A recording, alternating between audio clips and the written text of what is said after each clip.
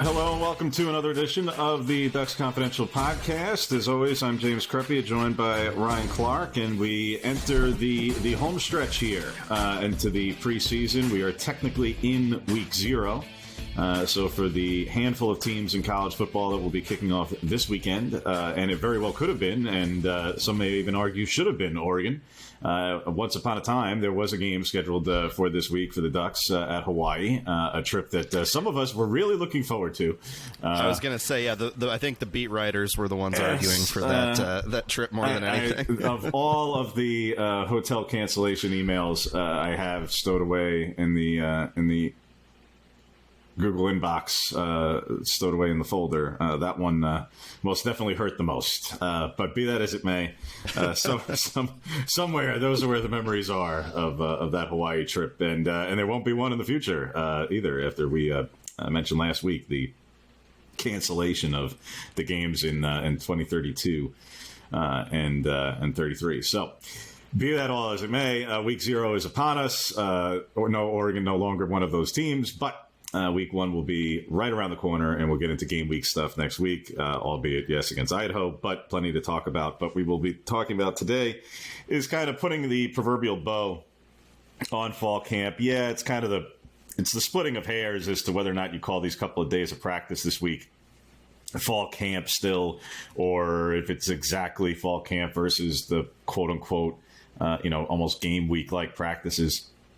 As Dan Lanning himself said after Saturday's second scrimmage, that for Monday, Tuesday, Wednesday, it's still really kind of focused on themselves, and that they'll shift gears and focus and whatnot a little bit more later in the week. Of course, are they doing some game planning stuff? Of course they are. I mean, yes. I mean, yes, even for a week 1 opponent where they're grossly outmatched, of course. But be that as it may, they can still afford to spend some time focusing on themselves for the short term. But bottom line, we'll get into a little bit of this past week, second scrimmage, from what we were able to glean. And most importantly, really where the focus is going to be this week, Ryan, is, and it's not because of lack of other things. Look, this is a team that obviously does not have a quarterback competition at the top, really doesn't have a lot of uncertainty in any number of areas on the depth chart. So for the better part of the month, it wasn't like we were going to try and manufacture controversy or a competition where there wasn't one and insult anyone's intelligence. Now we have a situation where we don't have to manufacture anything. There's some real uncertainty on a couple of spots on this offensive line right now where on paper, entering fall camp, to be quite honest, it really didn't look like there was all that much uncertainty. And it's not to say that there's a ton, but when you do have a starter and Matthew Bedford go down this past week in practice to the point to where, he's got his knee in a brace, not totally immobilized, but in a brace, and using a crutch on his way, towards practice, although obviously not on the field. And then you have, some uncertainty still at center. And Dave Iuli, probably one of the top interior backups, if not the top interior backup, still recovering from toe surgery back in April and has been limited this whole time, hasn't been full go, has been going to practice in training sneakers, not in cleats. Well, when you take off 2 guys who are on the 2 deep without question, particularly maybe even at the exact same position, now you've got some uncertainty. And now you've got a situation where between that and its center, where we've seen Iuli, for those who know the nickname Pancho, to see Pancho taking snaps at guard, even if it's early at practice, it seems minor, but hey, this is a new starting center. Yeah, he started the one game. It's a new starting center. In college, you don't have the time to fool around, even early in practice, for the couple of times, if the couple of minutes we're there, a few days a week, and say, well, they're doing it just for a charade. It's just to all throw the media off because we're really trying to get one over on Idaho. No, in the NFL, you can do stuff like that. They already have the experience, and you can goof around and try and mess with that. And for one, the access there is much, much longer. Here, you don't have the time for that. You got all kinds of time constraints and restrictions to where a new guy, you want to give him as many snaps as possible.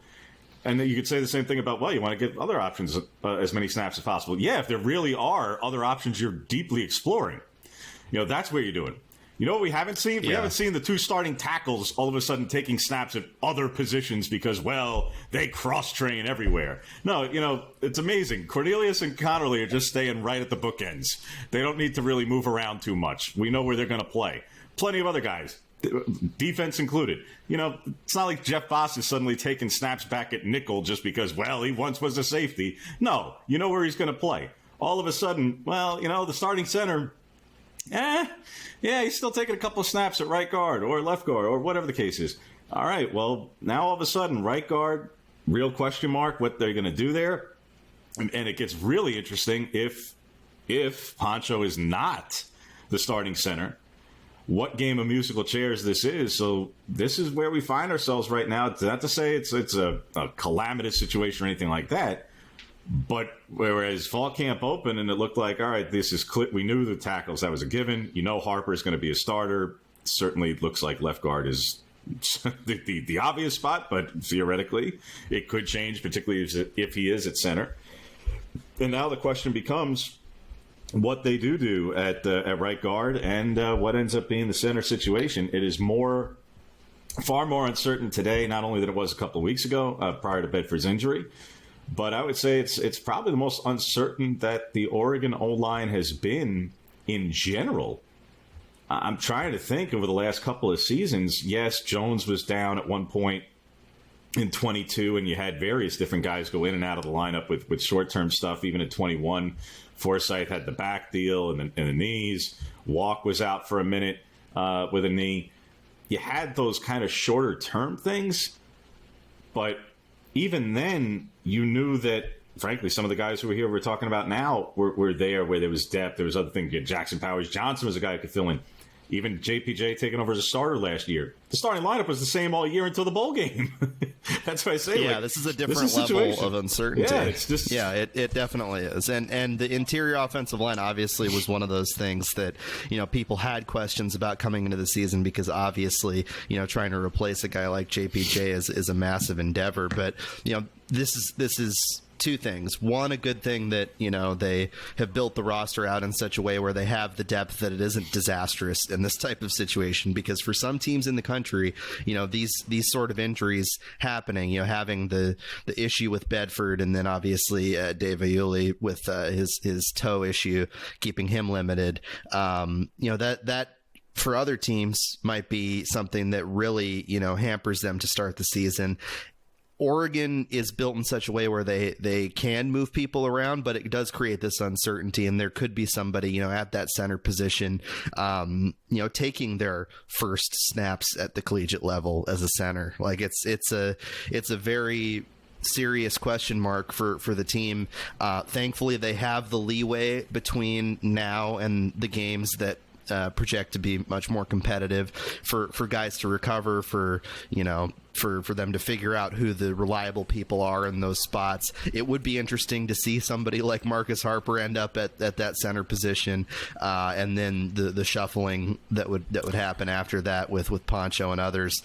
I'm obviously curious to see where that ends up. We probably won't know anything in the way of something solid until very close to or even on the first snap of that game against Idaho. But either way, it's something to keep an eye on and to try and at least, glean some information about. Yeah, and we realize, look, for many of the layman fan at any level of football, including at the NFL level, that when you start wading into the offensive line stuff, particularly the interior of the offensive line, because particularly since the movie, tackles have kind of gotten more of the glory. They get more of the money. So even fans start to recognize, again, even very layman fans start to recognize, well, you can understand about a left tackle or right tackle. You may even know a couple of names out there. But when you start getting into interior guys, you really call it what it is. You've really got to be pretty into the weeds. So we understand this is not necessarily the most, audience-friendly topic by way of that everybody follows this to that level. It's a position that's very, very difficult for people to fully vet and understand, media included, quite frankly, because it's not sexy. No, it's not a particularly sexy deal. You're in the inside. It's just large humans hitting each other in a very confined space. And from a TV angle standpoint, which is how most people are consuming it, even if you're in the stadium for that matter, trying to get into the finer points of what is and isn't good play other than protecting the quarterback or opening up lanes for the run game. You can't really get into all the nuance of whether or not someone's good, bad, or otherwise in some of these things. I get all that. But it is to say, when you start getting into some of the contingencies here as to where they could go. All right, let's just say the path of least resistance, whereby Harper's still at left guard, Poncho does stay at center, so it is just plug in somebody else at right guard for Bedford. Well, it seems like at this point, very much similar to a year ago, where Nishad Strother, the transfer from East Carolina, who came in as a starter at East Carolina, was going to compete for the starting job, frankly, at left guard, mainly with Harper. And then he suffered an arm injury that knocked him out for several games. And he ended up playing 5 games last year. And he went from contending for a starting job at left guard with Harper and a little bit at right guard with Jones, but mainly at left guard with Harper, to being hurt and really missing out on a bit of an opportunity. It wasn't a foregone conclusion that he would have been the starter or not. He was just in the thick of a battle, and then he wasn't. Well, now, again, in a kind of a reverse situation, now he may be the beneficiary of this unfortunate situation for Bedford, whereby he may be the one who gets called on for an opportunity to take in and just to take over and fill in. Now, that's, like I say, the path of least resistance, in that everybody else just stays in their places and you fill one spot with one spot, and that's the quote-unquote easiest way. But that's making a number of assumptions. One, that's making assumptions that that's exactly what they want to do, and that's what they want to do at center, combined with who they feel is the next best option at guard. That may also be, by the way, an option where if Harper is at center and Poncho moves to one of the guard spots, maybe right guard, you could also put Strother at left guard in that position. So you could still end up in a situation where you have the same 5 starters, maybe just in slightly different positions. That's another option. Another that I think that people really should not completely gloss past, even though you're talking about walk-on or something. First off, don't look past walk-ons for the final year that the system may really have them in the truest of senses. Number one. Number two, a multi-year walk-on who has, throughout practice for years, been somebody who takes reps with the second team and even at times with the first team, in Charlie Pickard and Cannon Rossi. These guys take quite a bit of snaps there, and it's not just for giggles. They are going through they're going through more than just the motions. These are guys who've taken a lot of practice snaps, including with, Bo Nix in years past, and now with Gabriel and more. These are guys who, they're not just working with the scout team. Yeah, in a practical sense, in a game setting, if they had to go a different direction, would they probably go to Harper, even going back to last year? But, if he ever went down prior to the very end, where he opted out of the bowl game, so they went with Poncho. Sure. But in the truest of senses, I could absolutely see a very real scenario where in game 1, because it's Idaho, at the very least, I would not write off the very distinct possibility that a Charlie Pickard could very well end up getting a look, maybe not the start, but could very well get a legitimate look at center. And because they feel like, Harper's, keep him at left guard, and that's best. And Poncho is best at right guard rather than the center right now.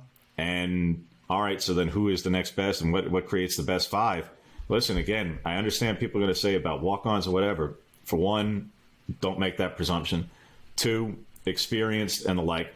And 3, each summer for the last several years, Oregon and other teams too, but they've sent numerous players to, a number of places, but one of them being O-line masterminds, with Duke Merriweather down in Dallas.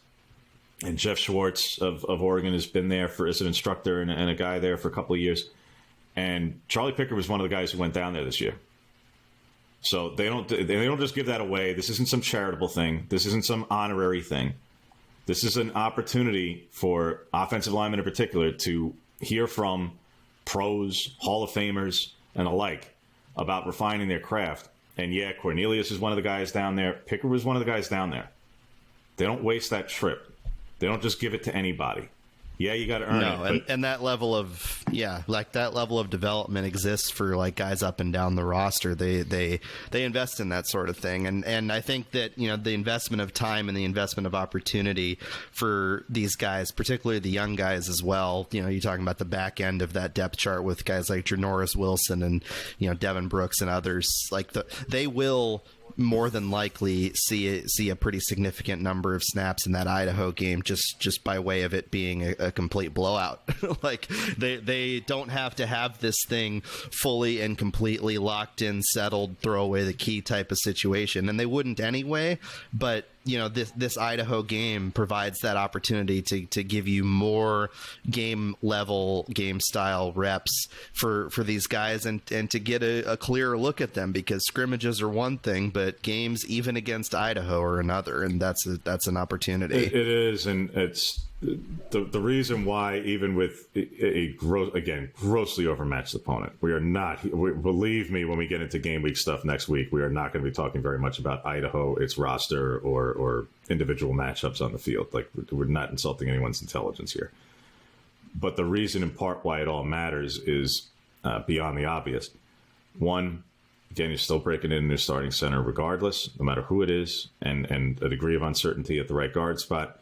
Two, the new center beyond snapping, which is still a bit of a question, and the consistency there with the new quarterback to boot, albeit the most experienced quarterback in college football, is that you have to make the O-line calls in addition to, we're not just talking about if you had to replace a guard. Well, some of that you can really mask and cover up far easier. Center, you really can't do that. Additionally, beyond the calls, which is part of what I think somebody like Harper could come in as a very viable option and create more musical chairs than simply just, plug in a new right guard. Because I think Harper's somebody, because of experience and ability at center, to where that becomes an option. To say nothing of Pickard as well. Because game 2, that gets real.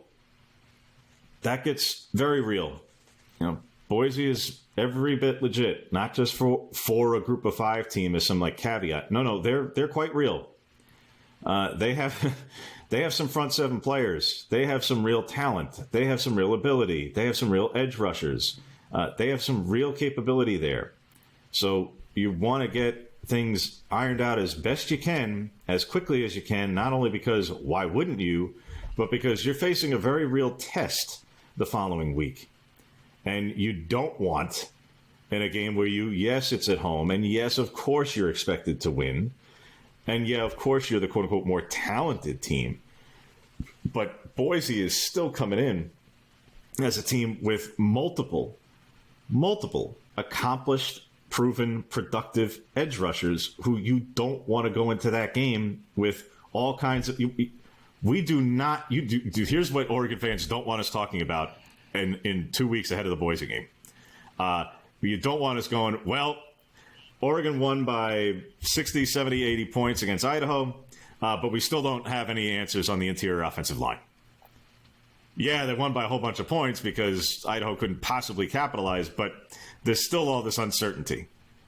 That's what you don't want hearing, because if you hear that against a team like Boise State, who has, like I say, some very real front 7 defenders, that's not good.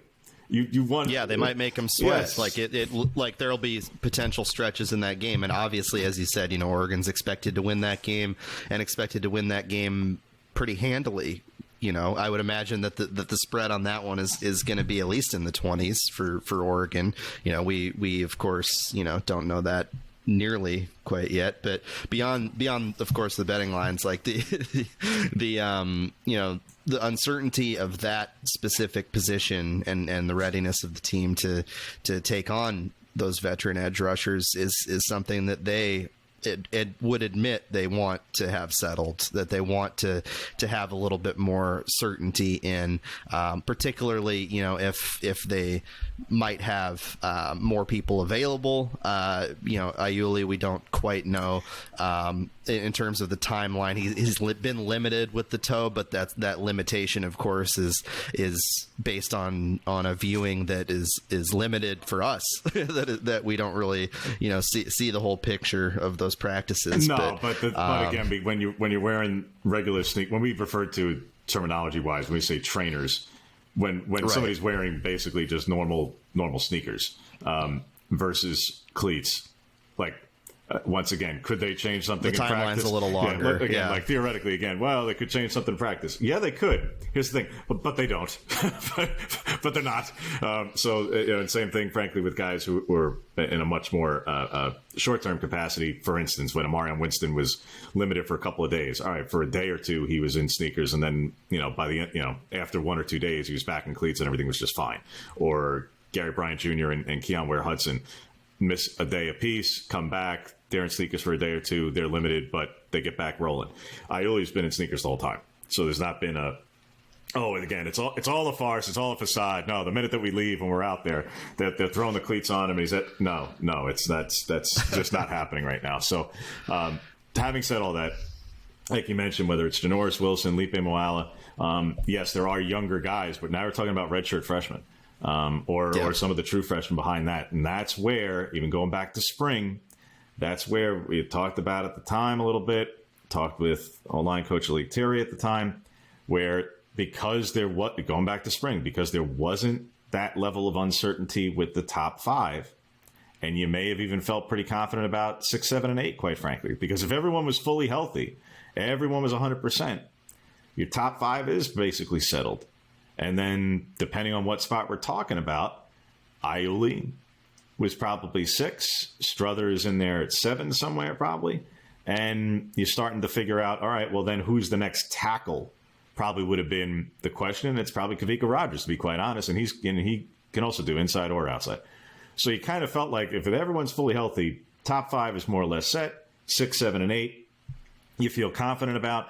And off and away you go. And again, for a unit that for the past 2 years has allowed the fewest sacks in college football, had the Remington Trophy winner, has been a Joe Moore Award finalist, had a starting lineup that was consistent all the way through last season, even the year before with, again, Jones missing nearly half the year, still managed to fit in and plug in accordingly where there was no particular major issues. Again, even going back to 21 with guys who would have some stuff along the way, but they were able to overcome short-term injuries and still be an elite unit. Here, because some of those names were changing, combined with all of a sudden 2 guys on the 2 deep aren't there. And even if they were, there would have been some degree of uncertainty with center because, after all, he's just a younger guy who had less game experience than JPJ did. Well, now there's, like I say, that is the uncertainty of the moment. So, again, not belaboring the point, not turning what little we have by way of a true uncertainty into something bigger than it is. No, this is what it is. It is fairly big because, again, there's not a quarterback competition here. There's not a ton of uncertainty at the skilled positions where we're like, gosh, I just don't know who the top 2 or 3 receivers are. No, you know who the top 2 or 3 receivers are. You do, and that's what's so remarkable about this team. They're one of those rare teams that, like, something like this happens, and for another team would otherwise be a footnote because there's some other competition going on or several other major narratives and by way of competition that are out there.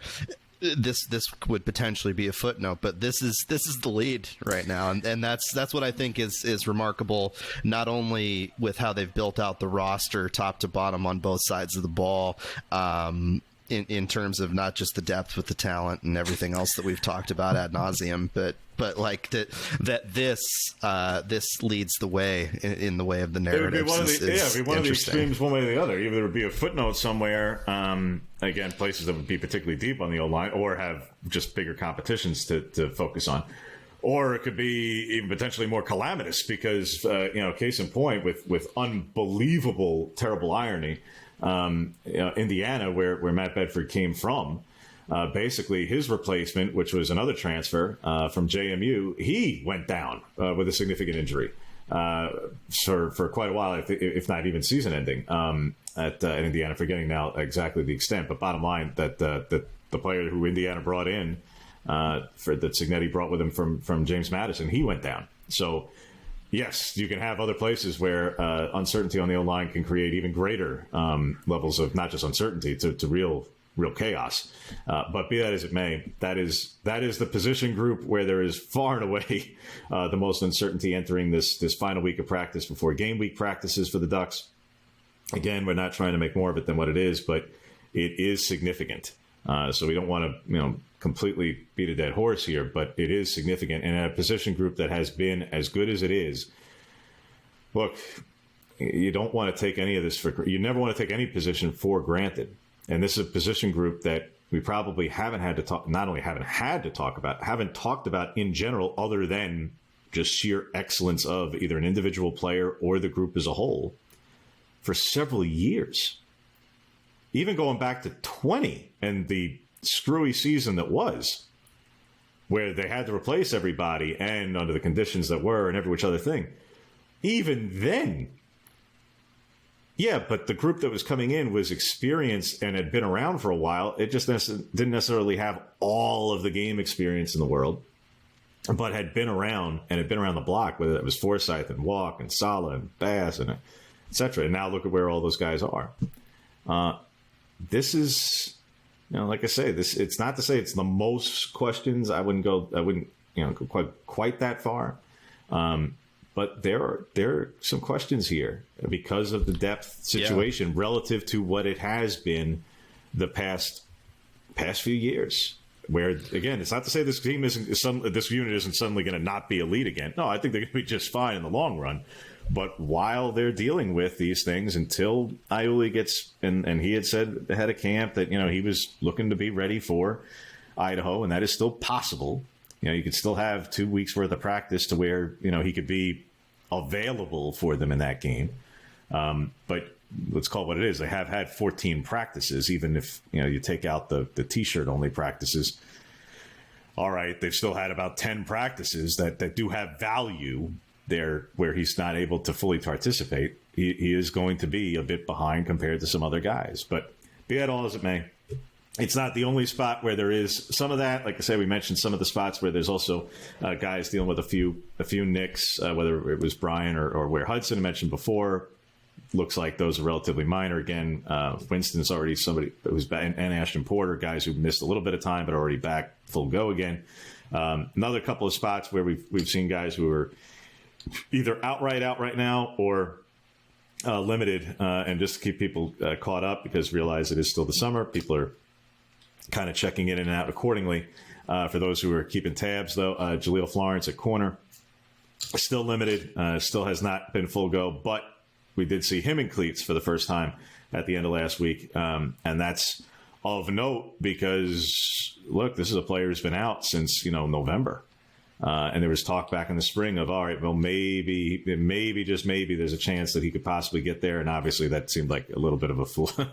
That might have been a bit of a facade, because here we are all the way in August and still not quite there. But he's still limited, hasn't been full go. So when you're talking about the 2 deep at corner, of course, they brought in Muhammad and Alexander, and you had Manning back. Well, Florence was in the spot that he was and, was basically starting last season. You take him off the 2 deep, and now who is that number 4 outside corner? I suspect it's probably Sione Laulea, the junior college transfer, for a number of reasons. One, yes, he has some experience playing, albeit in junior college. And 2, because he is a tall and long corner, and you don't just find those guys.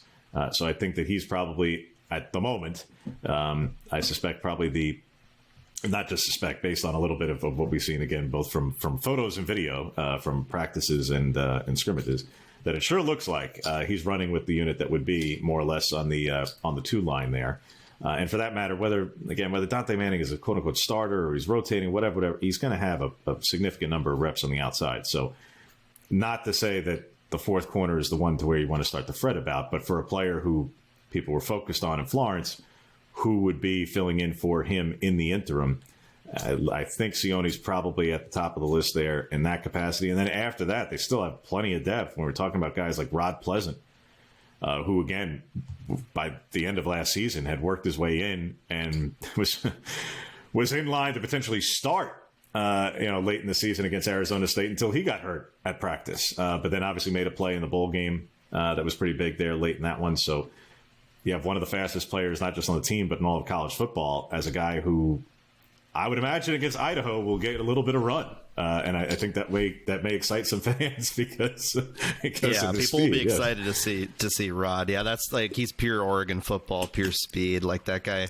is going to be someone that fans definitely will be excited to see. And that reminds me too of at the preseason availability that we had with all the players. Tez Johnson making the comment that he believes he can beat Rod Pleasant in a foot race, which is an interesting thing to say, but not entirely unsurprising from a wide receiver, as we know wide receivers and DBs are often cut from the same cloth in terms of that level of confidence. But I'd like to see it. That's not in the same stratosphere as maybe Tyreek Hill challenging Olympic champions to races, but I do think that the speed and the ability of somebody like Rod Pleasant is going to be exciting for people to see. I plan to chat with Rod this week for a feature story, hopefully getting to know him a little deeper, and then obviously some other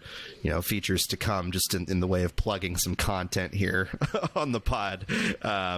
Spoke with a Johnny Cornelius and had a chance to speak with Jordan James last week as well. These are guys that I think Oregon fans not only are going to be excited to see on the field, but to get to know the personalities and everything along those lines. Yeah, of course, I've remind folks as always that yes, we chime in here on the pod on a weekly basis, but obviously you can check out all of our content and stories on OregonLive.com, and to get the most direct to the Ducks page, of course, OregonLive.com/Ducks. And you can see all of the work of myself, Ryan, and the rest of our colleagues, anything Oregon related, not just for the Ducks of the moment, of former Ducks and the pros and you name it. Yes, football, basketball, and every which other thing. As Bo Nix tearing it up. Nix among many who are off to the races here in preseason NFL camps and the like.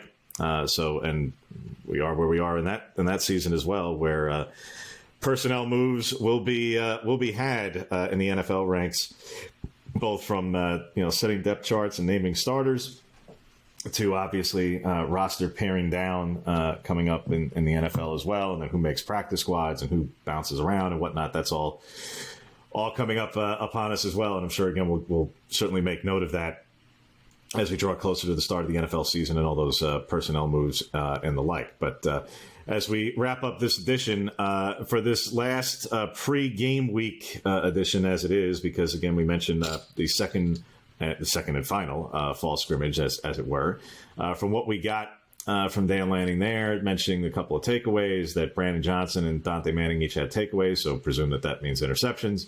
Again, unclear exactly who that may have been against, but grand scheme of things, not exactly the biggest of notes in general of who threw the interception, unless it was something just an absolutely awful decision or something. But be that as it may, the takeaways are part of it. From what Lanning had said, that the pre-snap operation that he talked about more after the first scrimmage, that was a bit better. Any coach is going to say that no matter how many penalties were committed, that it was too many, no matter what. And that's just that just is. So whether that's Lanning being completely transparent of no, they were just simply still a few too many to his liking, or there were two penalties and that's too many, whatever. Be that as it may. Bottom line, the second fall scrimmage that was, and from what we've so far been able to glean from it and get from it, on top of, again, obviously, I'm sure this week we'll get even more clips from behind the scenes to see exactly some of those highlight reel plays or some of those bigger moments from the scrimmage. But be it as it may, this is basically, as we said, the final and finishing touches on non-opponent practice preparation for the Ducks as they head into the season. Anything outside of, yes, the O-line, which we obviously touched on at length, anything other than that, Ryan, that you feel like we probably need either a little bit more either clarity on or questions still left a little bit unanswered as we head into next week and game week of what other areas, if any, Is there anything to really be sorted out, or like I say, are questions to still be answered that we could get before the game week and before the game in general? Yeah, I think that, obviously the speed of Noah Whittington's recovery has been remarkable. And, he's somebody that factors in greatly to their plans at the running back position. There's been no indication that there's been much, if any, limitation for him in fall camp. But I am curious to see, the combinations that they choose to throw out there with guys like him, Jaden Lamar, Jay Harris, and of course, Jordan James leading the way. They all, as with every position, will get plenty of opportunity in that Idaho game. But as these weeks progress, as we see more of them in real game action, I am curious to see how that running back room sort of shakes out and the different, combinations and snap numbers and everything else that happens there. Other skill positions and, the weapons that they have at wide receiver. It's intriguing to me where they line up individual guys and how Dylan sort of meshes with them, and who becomes his safety blanket. First name that comes to mind in that for me would be Terrence Ferguson at tight end. But who are the guys that Dylan relies upon early on that he seems to show some stronger chemistry with maybe than others? That's I think some of the exciting storylines to keep an eye on. The defensive side, just so much, strength, experience, physicality on that end. And pretty much all of them in terms of major contributors healthy right now. Like, what does that look like? How dominant can they truly be against these teams in these, first three non-conference games that, aren't going to pose maybe that level of Big Ten challenge in the way of physicality? Like, how excited can they make Oregon fans about the prospect of this defense, which I think, given the reputation of Oregon football over the last several years, given the perception, wrong or otherwise, that people have about West Coast schools, I'm sure there are folks overlooking this Oregon defense because they're excited about the Oregon offense, as so many people have been over the years. The flash, the dash, the speed, the skill positions, everything else. This is a real defense. This is one of the best defenses in the country. And I think the opportunity to show that in the coming weeks is something that I'm going to keep an eye on for sure. And who sort of, fits into those different puzzle pieces. But man, that veteran leadership and, physicality and everything else that those guys display is exciting and will be much more exciting to see in actual game action versus clips on that team out west or clips on social media or anywhere else. That end of the field, I think, is one I'm more interested in watching, really, these first couple weeks. Yeah, there's certainly, again, there's some stuff really in the weeds of where I think we're just going to have to get into games to see. I don't think there's anything, I really don't think there's much that we'll be able to either glean or get a whole lot of clarity on before there are games. I'm not even just talking about Idaho. I think we might even have to go at least the full non-conference slate and get to the first bye week there before the UCLA game to really get an idea of a couple of roles, like you touched on with the running back rotation and dispersal of carries. But even more than that to me is, look, there are certain roles that either Bucky Irving played or when Noah was healthy, and okay, now he is again, that that other backs just didn't do. And it was a question when Noah got hurt last year as to, okay, well, who would exactly do some of the things that he did, that he just kind of carved out that niche, and some other folks just didn't necessarily do that. And a lot of it went to Bucky, and now he's not there. So you go, okay, well, all right, well, Noah can basically do what Noah was doing, but now who does all the things that Bucky was doing? And of course, a big part of that being catches out of the backfield. That's not to say that guys that are there can't. It's that you had somebody who's doing it so well that replacing all of it is not just an easy and automatic assumption. So what does that look like of who do they turn to out of the backfield? Is it surely the backs? how much of that starts to go to Kenyon Sadiq, and how big a part of the rotation will he have now as the number 3 tight end, and how many varying capacities could he be? The potential is there for it to be a ton, but there is still only one football. And if they're going to throw that much to Evan Stewart, they're going to throw that much to Tez Johnson, they're going to get Trayshawn Holden and Gary Bryant that much more involved, and Jurion Dickey's healthy. So, of course, his production is going to go up from what was extremely de minimis. Okay, and now Terrence Ferguson's going to get the ball that much more because Will Stein all offseason has said he needs to get him the ball that much more. All right. And now Sadiq's going to get the ball more. Oh, and the running backs are also going to get, sooner or later, there's only one football and there's only so many plays to be had. So sooner or later, not everybody can get more. I mean, believe it or not. So that's one thing on that pretty side. Good, though, to have an embarrassment. Great problem to have. But sooner or later, like even through 3 games, there are only so many times that any one of them can be that productive, particularly in games that may or may not be that competitive. Defensively, like you touched on, look, I think there's for as much talent as there is, and there is, look, until you see the results, they're not there, and you don't know it until you know it. This front 7 has some experienced players, has some transfers, has some guys who've been productive at other places, you name it. But now it's got more talent than it has had collectively. All right, well, you still have to replace a lot of talent and a lot of experience and a lot of production. And not just in the run game, but yes, in pass rush.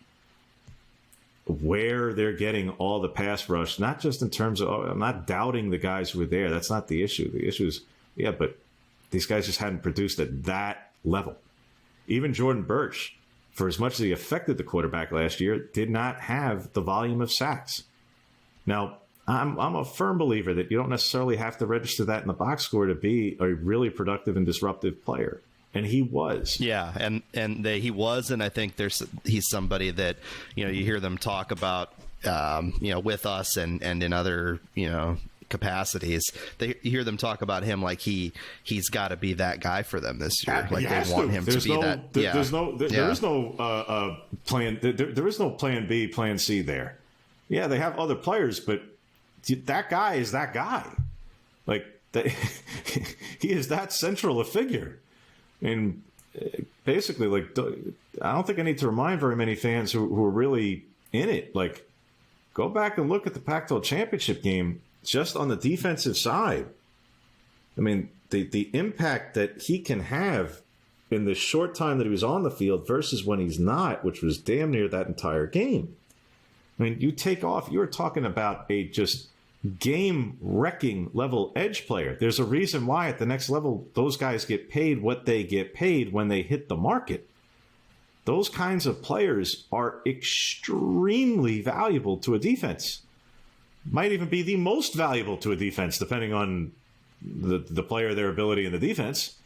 So, yeah, having a player of that ilk is extremely important. And him not just being able to affect the quarterback, but yes, to drive up the sack number, as that's a coordinator Tosh Luploy mentioned earlier in the month. Hey, all right, he might have had 3 sacks or 3.5 or whatever it was last year. On paper, to what they credit in terms of truly affecting and having that level of disruption, they view it as closer to 9 or 10 last year. Okay, well, can he be a double-digit sack guy, not just in inside the building, but can he be there in the box score? I have no doubt that he can. But until you see that level of production early to where he could be on track for that, all right, that's one.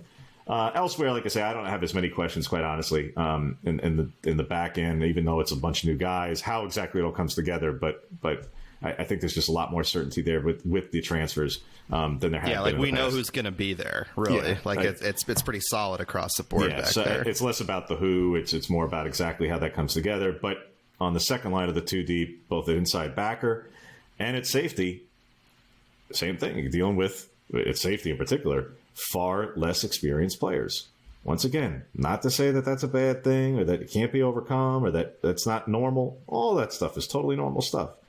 It's to say, one of Dan's favorite refrains is if you're good enough, you're old enough. And at certain positions in college football, you are, the colloquialism, the cliche, the proverbial rule of thumb is that the further you are away from the ball, the faster you can play. i.e., of course, if you're on the line of scrimmage, it is extremely difficult unless you are a unicorn, unless you are a Penei Sewell or a Kayvon Thibodeau, to play as a true freshman at those positions is extremely, extremely, extremely difficult because size, strength, etc. But that the further you get away from the ball, offensively, at receiver, sometimes at running back, defensively, safety, and corner, that you can see the field quicker because it's a one-on-one game more often than not.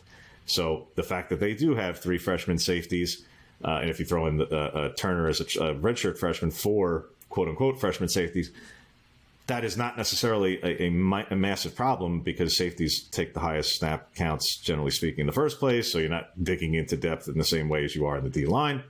And because, generally speaking, those are players who can see the field earlier in the first place. So, okay. But an inside backer, also high snap count positions, hey, you saw last season when Jacobs missed nearly half the year. And yes, Bryce Betcher was productive in that half. And then when Jacobs came back, Betcher's production went down. You still have Betcher. You still have Connor Soley. You still have guys who've seen the field. But if you're going to get Devin Jackson into a more significant role, and he is ready for it, and he is showing those skills and abilities, and he does have that speed, all right, well, what does that start to look like? You can't just extrapolate and say, well, automatically he's better. This isn't the video game. You got to actually see it. You've got to actually see it against real competition to feel that way about. Again, any Ducks fan is going to say they feel great about every single player. And then, then you hit December and the guys who didn't come through, oh, well, naturally that was all okay that they go in the portal now. I understand. Until you see these players who you feel great about, who you hear great things about and all the hype about, until you see them produce like that, you don't know. So you've got to see that at the inside backer spot behind Bassa and Jacobs. You got to see that at the safety spot behind Taishim and Kobe.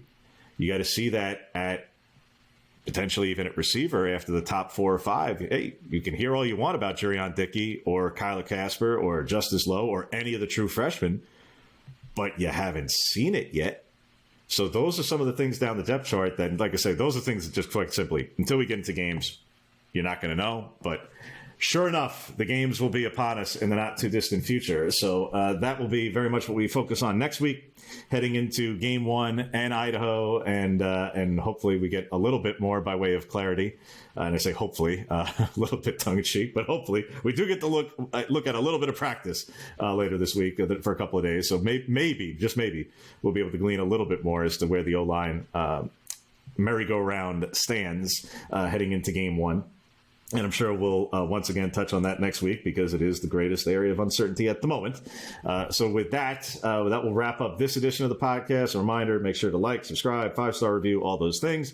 Share it. It helps not just get the word out there and get more people to see it, but it also makes it easier for you to see it as a listener, and makes it obviously that much better for us to have more people chiming in. Ryan's going to be doing a mailbag. Let the people know, Ryan, what the process is for that, so they can take part of that edition of the podcast as well, and the reading side of it with the mailbag deal. For sure. So, every week on Tuesday, I'll be posting a mailbag with questions. I've already got a good slew of questions from folks for this week's edition, so I'll be writing that up today to post tomorrow, today being Monday, tomorrow being Tuesday, the 20th of August. And then each week, it'll post on Tuesdays. You can email your questions to me at rclark@oregonian.com, or, tweet them at me at Ryan T. Clark on Twitter. That'll be a consistent and weekly thing for us. We'll have a lot of fun weekly content for you too, beyond just my mailbag. We'll have the weekly Big Ten power rankings that'll come out starting next week. We're going to have plenty of content flowing from myself and James throughout this season, in all corners of coverage for this team. It's going to be a fun year. Yeah, like I say, certainly looking forward to it. We'll get much more into game week, obviously, again, next week and every week thereafter, bye weeks included, for what should be, obviously, a massive season with expanded playoff and everything else, and all the expectations for this number 3 ranked Oregon team entering the year. So for that and for this week in this edition of the podcast, that'll do it, and we will see you next week.